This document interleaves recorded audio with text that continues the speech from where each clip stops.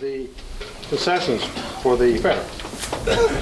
Let's just do everybody real quick for the entire week, including the concession stands at the lake. We brought in a gross amount now, $16,523. Compared to the past 3 years, in 1911, just for the fair alone, we grossed $10,948. In 2012, $12,385. This year, $11,991. So we're down a little bit, but we still did pretty good. So everybody's hard work, this is what makes things happen. Thank you. Back in the back room of the, I bet this is about golf, isn't it? Yeah, President Doug. I wasn't here last week to report, so I'll just tell you that these are rough numbers. I didn't bring the numbers with me, but we grossed just over $10,000. And the net was about $4,500. All right. Great. And we'll move on to our program. Mr. Program Chair Ken Bottero, would you like to take over, please? Thank you. We have some guests today. Bill couldn't make it today, so he called and asked if I would take care of this. We have two guests. The first guest we're going to hear from really fits in to what Lions are all about. Tony Crow in 2003, his life changed forever as he became totally blind. And through his efforts, he's taken part of the privileges that people have as Lions and got into the Leader Dog program. Without making it long and arduous comments about him, we would like to welcome Tony and give him a few minutes to tell us a few words about his program called NJAM and his experience with his Lions organization. Tony Crow.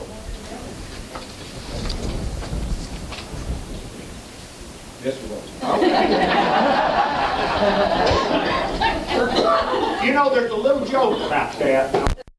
A big national safety conference in Nashville, Tennessee a few years back, and they had a round table for me instead of a podium. And by the end of the time that I got through speaking, somebody said, "Tony, you're looking at the wall." I said, but it's good to be here to talk to you today. Yesterday, I was speaking for Longview Pioneer. Matt Pomeranke has had me speak to their employees about something that's real dear to my heart, and that's safety. I was blinded in 2003. Our son accidentally shot me in a hunting accident. And 14 months after that, because of a group of Lions Club, two groups, along with a supervisor that I worked for, he had this deal before I ever got out of the hospital. He called me and he said, "Tony, we're going to get you a dog."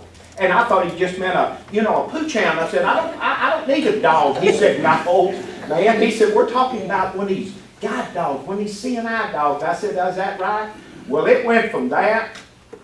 An eye doctor that I had in Parkland Hospital in Dallas that operated on both my eyes, but both times it was unsuccessful, belonged to a Lions Club there in Dallas.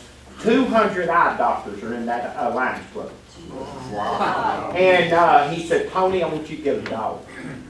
And then I talked to our local Lions Club there where I live in Winsboro, Texas. It's a little small town 2 hours east of Dallas. We have 3,500 people in our town. And they said, we're gonna try to help you with this to get a dog. And they told me about a place called Leader Dog for the Blind in Rochester, Michigan. I applied, and because of the two Lions Clubs that signed on, I was accepted. I went to Leader Dog in 2004. I was actually the second group in the new facility there at Leader Dog for the Blind in April of 2004. And when I got there, I had no idea what I was going to undertake, but I knew I was going to try to get a dog. I'd be there a month. I got a big German Shepherd called Rudy. And I tell people when I'm speaking all over the nation now that he was an attitude changer for me. At that time, being blind 14 months, my attitude wasn't that great. And but I'll never forget when he licked me on the chin that third morning that I was there. I said, I can finally get rid of this. You know, I wanted something more than this. And he helped me cross a bridge that had been holding me back. And I tell people all the time, I had Rudy 8 years and 2 months before he lost his life last year to cancer. And I tell people all the time, in 8 years and 2 months, he never left my side. And I understood when I was up there, I kept asking my instructor, why do you call this place Leader Dog? I'd always heard the dog referred to as guide dogs or CNI dogs. And she said, simply put, from now on, Tony, Rudy's in charge. She said he is going to give his life, never let anything ever happen. He was with me 8 years and 2 months of his life, and he never failed me one time. Not one single time. And he traveled all over the nation, and up till last year in May, he would be right here by my side, laying here, never making a move. And I'd speak in front of people, and he flew all over the nation. I tell people he had more sky miles than any person. But I always tell people, I talk about Leader Dog. And I referred Leader Dog into the safety world because I was talking to the people at the paper mill, and I used Rudy as an example. I said he was a true leader. He done it because he loved it. And he gave his life, never let anything ever happen to me.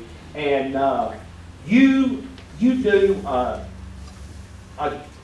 service to your community, but it doesn't stay just right here. A lot of your proceeds go to Leader Dog because, you know, the first thing I asked was, how much is this dog going to cost me? And they told me zero. Not one dime. It did not cost me one dime even to fly up there. And when I got there, that facility is absolutely first class. The people that work there are first class. They, you know, they changed my whole outlook in a month. And I'll never, ever be able to thank groups like you enough. And when Tony come up to me now, where's Tony's dad? Sitting clear He's up there in the front. Oh, up at the front? Okay. Your son, when I got to it, I was talking about Leader Dog for the Blind in Rochester, Michigan. He come up to me and he said, would you entertain, or are you going to be where you can speak to the Lions Club tomorrow? And I said, yeah, we'll make that happen. And so I want to thank Matt for getting my wife and I here today to speak to you just for a little bit and tell you how gracious and how wonderful it is. And my wife will tell you that he was a big part of my life that I'll never forget. And it's because of people like you that go out and do the things, the fundraisers, and you donate to the Leader Dog for the Blind every year. It's the reason people like myself can go there, and it's a life-changing experience. And I want to thank you so much for that. Thank y'all so much.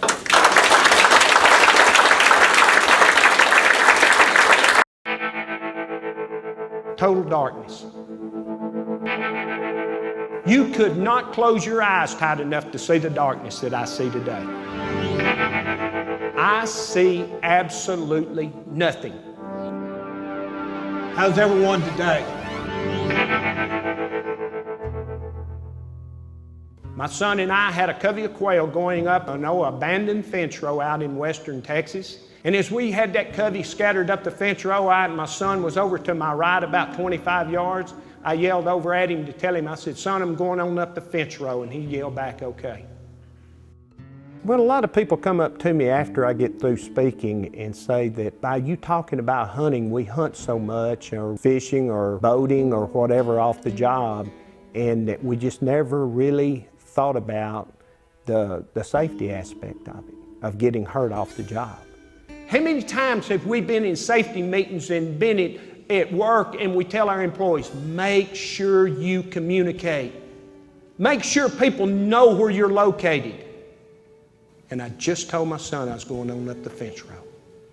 And the quail got up, and they've got a mind of their own. Instead of going that way, they decided to go back where they come from. Where do you think my son thought I'd say?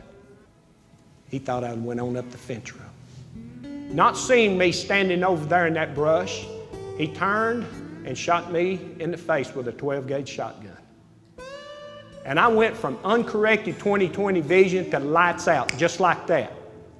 And I collapsed down on the ground, and I'll never forget hearing my son busting through that brush yelling, "Oh my God, Daddy, what have I done?" When I realized that there were so many people, the nurse told me that there were so many people outside supporting my family, that's when it just really come to me that it's not just about me, that this accident didn't just affect myself, it affected my family, my friends, my co-workers, everyone. We was meeting with the doctors and he said, "Man, I'm sorry." And I said, "You've done the best you can." And my wife had to ask that question that, it was one of those wife questions, motherly type questions. She said, "Doc, if my husband would have had safety glasses on, would it have blinded him?" Without hesitation, he said, "No, Miss Crow, it would not have blinded him." He said any type of good eyewear this day and time would have reflected those BBs off of his eyes and it would not have blinded him. I worked at a lignite-fired power plant. And the very first day that I arrived, they issued us 3 things: a hard hat, safety glasses, and hearing protection. Safety glasses. I wore them religiously for 26 years without any problems. But my problem was, I wore them out at the plant, but I never would wear them when I went home. Because if anything was ever going to happen to me, it was going to happen at work. It would never happen away from work. Why? Because we talk about safety at work, so it must be the only place it's dangerous. Right? Wrong.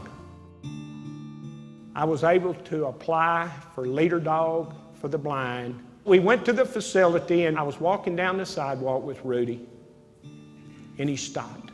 So I just turned around and I said, "Hey, instructor," I said, "what's he stopping for?"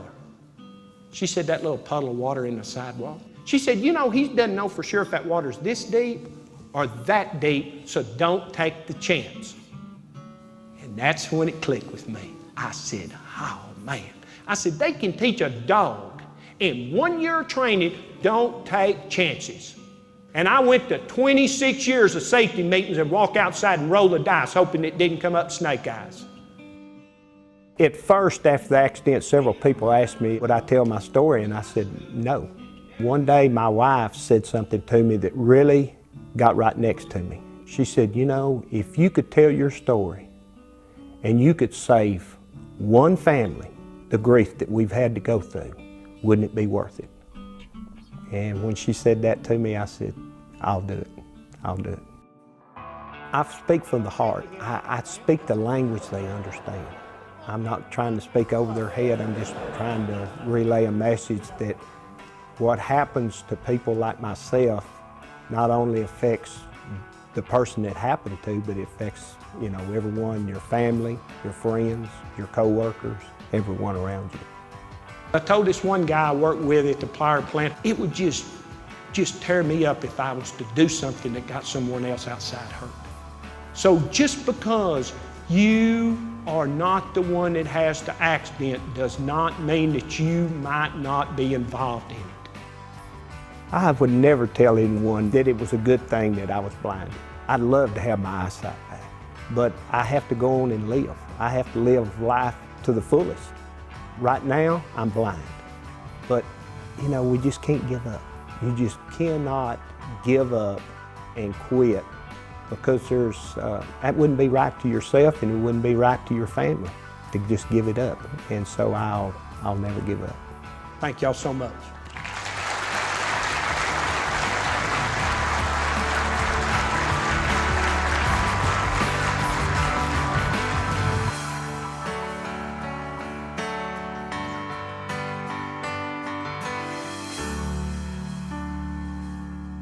Today, Jeanmarie Moore and her husband Gray are very involved with the Foster Children Program. This is something near and dear to every Lion's heart as we bring great experiences to the youth in the community that need the extra help and the hand up. With that, I would like to introduce our very special guest, Jeanmarie My husband Moore. and I have been married for almost 30 years. It'll never last. We were too young. We didn't have an education. It's not going to last, I'm sure. But when I tell people we've been married, almost 30 years, inevitably the next question, oh, do you have children? Yes. Well, how many? Now, for most of you, when somebody says how many children you have an answer. Greg and I generally do this. Well, I guess it depends on how you count them. We have 8 children that at one time, well, no, that doesn't work either. We have 8 children that are ours through birth and through adoption. There's 2 of them. One of them I paid for her wedding. I think I get to claim her, don't you think? That's right. The other one is a sibling of our youngest son, Nicholas, who we adopted. And she lived with us for 2.5 years before going back to her mother. So I got to claim her too. And we see her quite regularly. And then there's been about 90 other children who come through our doors and have stayed in our homes. So one of our older biological children, for his one of his themes for getting into college, the title was, "I'm the oldest of 90." And he got a full ride to UW, so it must have caught someone's attention. We are very involved in the foster community. I'm a foster parent mentor. I mentor biological parents. I'm on the National Adoption Day Committee. I work in permanency planning. Permanency planning is where the department plans for the children's permanency in their future, and they just needed somebody who wasn't part of their little group because it appeared to be a whole lot of patting themselves on the back. And I like to go in and say, well, you know, normal people would think this is not right, and I get to be normal. We say all the time that this is either keeping us young or killing us slowly. We're not really sure which. I sat down the other day and I said to Greg, I said, you know what? We've changed diapers for 30 years. He had a baby. That's part of the reason we weren't going to make it, is because he had a baby already. But that's the reason I dated him, because he had a baby. My mother was thrilled. But I said, we've changed diapers for 30 years. And that was awe-inspiring to me. Oh my gosh, People generally have 2 reactions when they meet us. The first one is, you're an angel. You are such a blessing. And it is so awkward and uncomfortable because I am so not an angel. We just live this very simple life. It just has some extraordinary experiences. But for years and years and years, I've been a stay-home mom, and Greg's been a traditional dad, and we're just we're pretty simple people. But we have some extraordinary circumstances. I don't always tell people that we're foster parents. I don't feel it's people's business. So generally I have a couple of little kids on me, and in this community with my 17-year-old daughter and a few little babies, they're yours? And they look at me funny. And I'm like, yeah. And I promised to get her a shirt that says, not the mom. Because people all the time, it's just started at the fair. My 14-year-old daughter said, somebody thought it was my baby. And their general response is, no, I'm still breathing. That's how you can tell I haven't had the baby. My girls have no illusions as to babies loving them. They don't. It's the best form of birth control we found. One time, extraordinary experience, we had 2 babies. Now the rule is, it's not a rule. Generally, when I'm called and asked to take a child, I ask my husband, Greg, first. It just seems like the right thing to do. And when they call and say, oh, we've got a pyromaniac, sex-offending 15-year-old, I swear to you, my brain goes, he needs a mom. And it's Greg who says, that might not be such a good idea. So he kind of keeps me, he started working out of town. So he's gone for, till Thursday, from Sunday to Thursday. And I got a call about 2 babies. So I said, yes. And we were in the store with 2 babies one time, and this lady came up and she said, oh, how did you get so lucky to have 2 babies? And I said, I just can't say no when my husband's not home.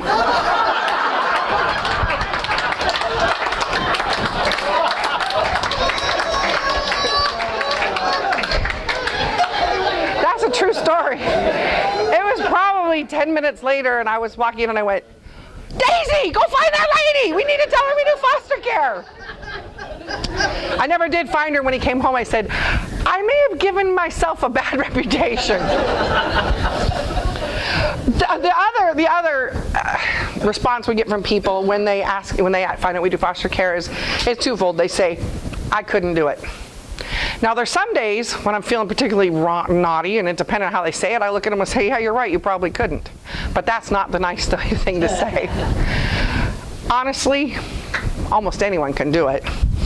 And then they always ask, well, how do you let them go? And my answer is, with great difficulty. You know, oh, I couldn't do it, I'd get too attached. Hello, I get completely attached. We always say that they all go with tears. Now, sometimes they're tears of joy. I get to sleep again. Woohoo, I get my life back for a minute. But quite often they're tears of sadness, and you're going to miss them. And the knowledge that they probably won't remember you. The little ones won't remember you.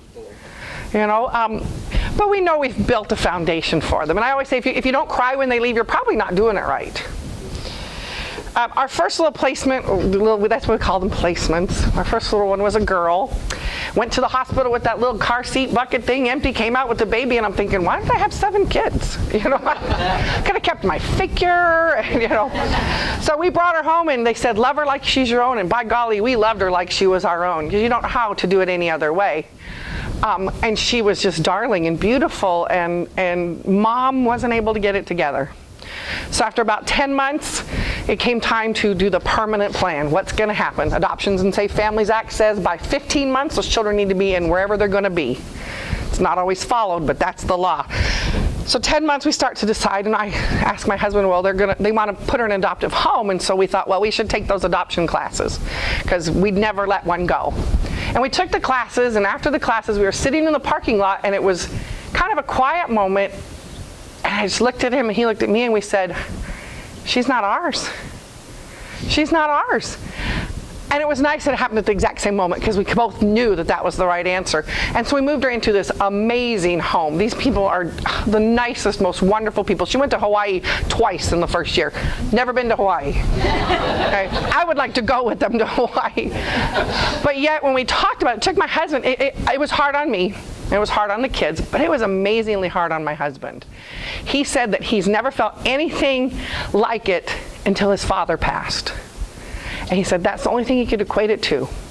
So we revisited, do we do this again? Because it was really hard, and how do we do it? And I think now he kind of holds back a little. I think he holds just a little more, because he says, I can't do that all the time. I can't do that every 10 months or a year to lose another one like that. So as we've been going through this Facebook, or this experience, I've started to reconnect with some old friends on Facebook and comparing our lives. And I went to school with some like crazy overachievers, evidently. There's like people on Broadway and leaders in business and war heroes, and I'm like, wow, you guys have really found your passion. And some of them are retired. Now how can that be? Because I'm like 20, you know? A friend of ours was retiring, I'm like, oh my gosh, he's retiring. He's so much older than us. And my husband pointed out he's actually younger. Oh, dang it. But I reconnected with my friend Peggy, who I just adored, and she's still adorable, and she's living this amazing life, and she travels, and she meets all these people, and she has all this money, and sometimes I just have Peggy envy, because she's got this great life. And I was thinking, as I was preparing to talk today, I thought about all the experiences Peggy doesn't have that I've had. Peggy has never held a shaking, screaming, withdrawing infant. Peggy doesn't know the difference between a heroin-addicted baby and a meth-addicted baby. Although my 10-year-old did, and told her teacher the difference without telling her we did foster care. Like, you told her the difference? Yeah, I told her that heroin babies, they're very stiff, and meth babies are very floppy, and that's very different. And I said, did you tell her we did foster care? Oh, no. So I'm waiting for the call from the school. Yeah, waiting. Oh, that's okay. I know them. They're on speed dial. I tell the kids all the time, CPS is on speed dial. Peggy's probably never had a 3-year-old get into her car. New kid, get in the car, and it was hot. And I said, it is hot in this car. And this 3-year-old said, yes, it is effing hot. And what did I do? What'd you say? So she told me. I turned it around in the car. I kept saying, oh, you're right. It's stinking hot. It's so stinking hot. It is stinking hot. By the time I got out, it was stinking hot in the car. Thank goodness. You know, Peggy probably can watch those Sleep Country commercials without becoming infuriated. Now, I know Sleep Country does wonderful things for our foster kids, and I am not complaining. But if I see one more picture of a little dirty child in front of graffiti wall saying he has no shoes, I'm going to scream. I literally just took 7 Suburban full loads of 18-gallon Rubbermaids full of clothes to Goodwill, because I decided I just like to buy. I like to shop too much to save. And my husband's always like, oh, and I say, they don't have this dress, so they need a new dress. My kids are dressed nice. They are not. Those children, they have those needs. But honestly, the state provides fairly well for our kids. And I would never let my kids go without. Peggy has never gotten a brand new 6-year-old. We had a 6-year-old, at the end of last year. She was brand new, came to the house again. We went to go to Target to go shopping because I love shopping. And actually, I made a mistake. I did not give her the guidelines of what we were going to do. I just said, let's run in and get you some socks. And so Greg and I run in to get her some socks, and she wants something. And I say, no, we're not going to get that today. And she says, but I want it. Well, you're not going to get it today because I have read the parenting books. I know how to parent these children. She evidently did not read the book because she started to scream. And when I went for her, she threw herself on the ground. And my husband has this look. And I start to laugh because all I can think of was, Peggy is on a cruise this week. And I am dealing with this screaming 6-year-old. And Greg just scooped her up and took her on outside, and we finished what we were doing, Now, for the record, our fault.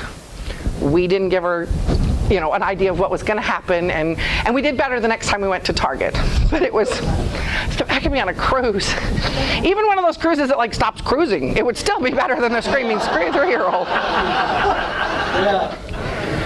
The other things Peggy's never got to do is Peggy's never got to see one of her kids after they've been in their forever family. I went into a daycare one day and I recognized the child immediately, and I knew the mother because I work very closely with the adoptive parents. And that little one stopped and looked at me and looked at her mom and reached for me. And I asked Mom if it was okay, and she said yes, and I got to hold, and it was just that look. It's like, I know you. I know you. We had some girls come into our home for a short time that had been terribly neglected and abused and never had anything. And I am a garage sale-aholic. I might have a shopping problem. I just might. I don't think so, but I might. So we took them at this garage sale. We happened to get there. They're like, okay, we're finishing up. Put everything you want in for a bag for $1 or whatever. So the girl said, we can have anything? I said anything. So they filled this stuff up, and this one little girl found a Walkman. Can I have this Walkman? Sure, put it in the bag. And we get home, and of course it needs headphones, so Greg goes out and spends $7 on headphones. And it doesn't work. But Greg can fix anything, literally. So he gets in there and he fixes it. Now we've got it. Now, any of you got any cassettes at home? Charlie Rich. Why there's a Charlie Rich cassette in my house? Might go with that shopping thing, I don't know. That little one played that Charlie Rich CD over and over. It was her most prized possession. And I looked at my husband, I said, you better be glad she's not staying, because I see an iPod in her future and I would totally be buying it. That's something that Peggy never got to enjoy. Somebody called me the other day. I used to do recruitment for this department to encourage people to come foster parents, but they changed the contract because it's a state. So I don't do it anymore, but I still get calls. And a gal asked me, what's the best thing you've ever done and what's the hardest thing you've ever done? And I said, Nicholas. Nicholas is my youngest son. Nicholas was born at 2 pounds. Nicholas had all sorts of problems. He'd been completely drug exposed. I'd say he was marinated in heroin. He's deaf. He is deaf. He had reflux, and his kidneys didn't work right, and he had a heart problem. And basically the doctors told us he'd never walk, he'd never talk, he'd never sit up, he'd never do anything. And we took care of him. And when it came time for permanent placement, I said to Greg, they're looking for an adoptive home. And Greg said, he's not going anywhere. He's not going anywhere. And we went to the older children and said, Nicholas he'll never. And I can't live forever. I'm going to work on it, but I don't think I'm going to make it forever. This must be your responsibility. And all the older kids said, well, yeah, Mom, we should adopt him. He's ours.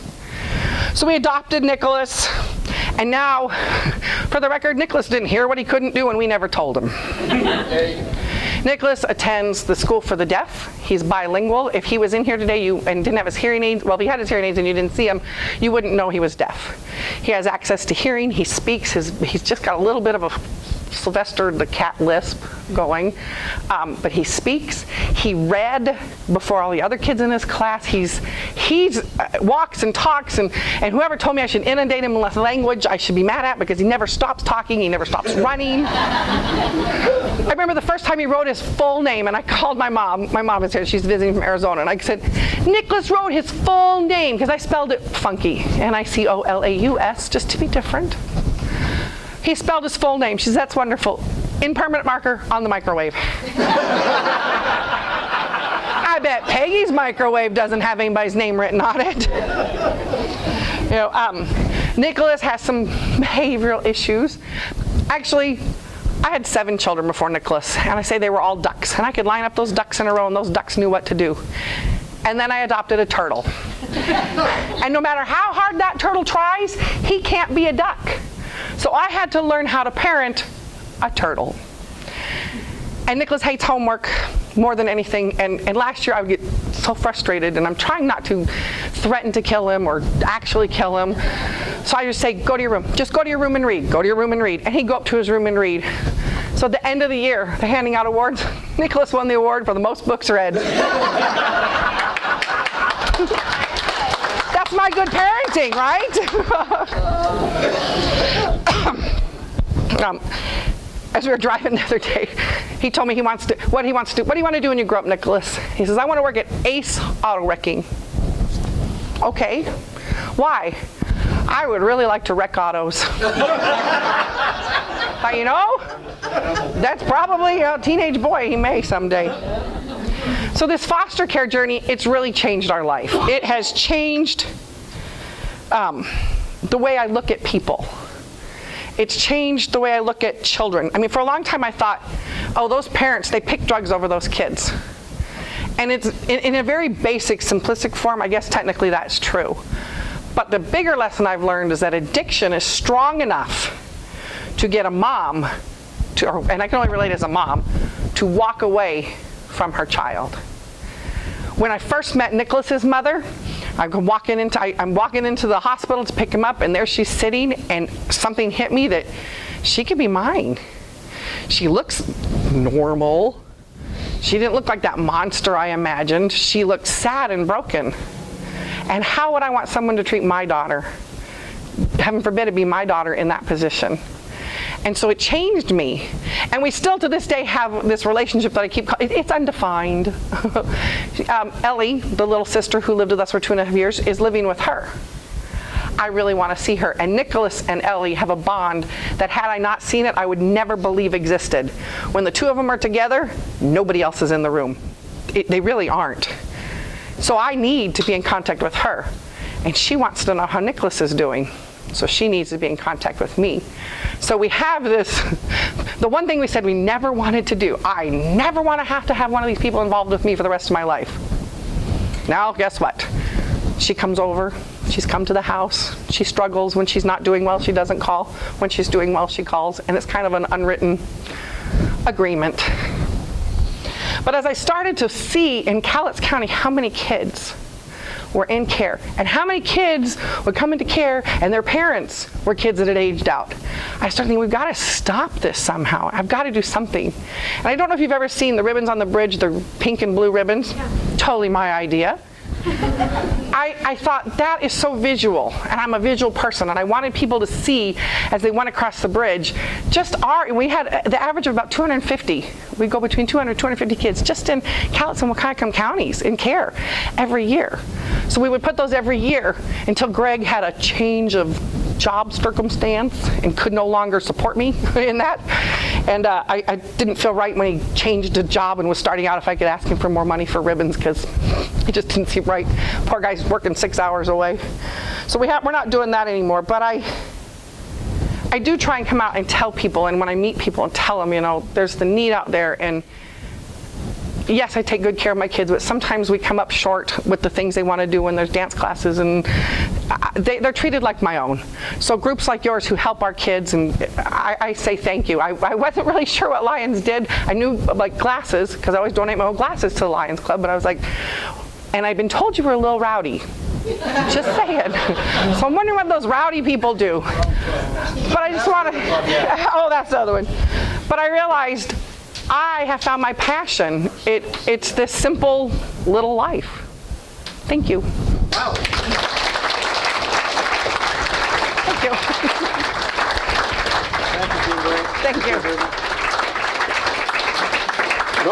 Normally at this time I would present you with our mug, Oh.